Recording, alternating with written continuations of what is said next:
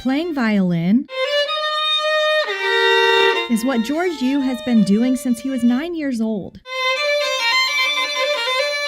It's the closest to singing, and it's so expressive of being human. But Yu isn't as passionate about playing violin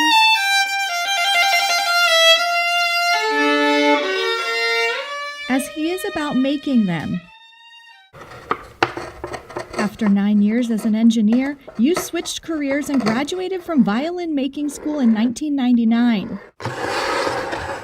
Being a software engineer, I enjoyed the using my head part of it, but I really missed music and I missed working with my hands. And violin making really allows me to do all three of them. Yu says making violins is very cerebral, and he applies his engineering skills like math and physics to the process. The techniques he uses date back to the first violins made, but he also uses today's technology, like CT scans. Yeah, and this one, there's wormhole damage. You can see the original. This violin from 1654. This one is at the Library of Congress in Washington, D.C. Called the Brookings Amati, made by Niccolo Amati, part of the Amati family who were Italian violin makers centuries ago. We don't know for sure who invented the violin, but if there were an inventor, it would have been Niccolo Amati's grandfather, Andrea Amati.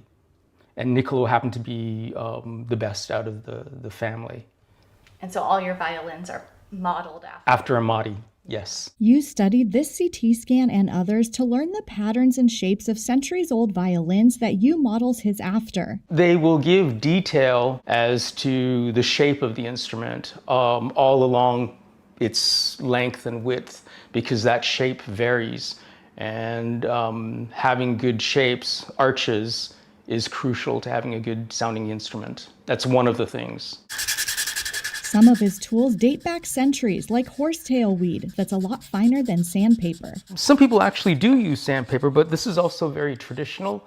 This used to grow, or still does grow, along the banks of the Po River in Cremona, the city of Amati, Stradivari, and Guarnerius. And it is said that they used it as well. Some materials Yu uses no other luthier does, like varnishes, developed with his mom who has a PhD in chemistry. The meticulous craftsmanship Yu gives to each violin is reflected in price, $25,000, as well as awards, like double distinction in 2014 from the Violin Society of America's violin making competition.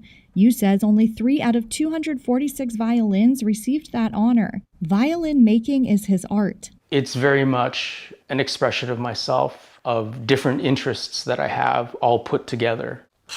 One of his great interests, working with his hands, which is why Yu switched from engineering to violin making. But he says making a violin is an open-ended engineering question. We are always learning new things about why violins work the way they do. It'll never be solved. We are always learning, and I really like that part. In Louisville, Eileen Street, Spectrum News.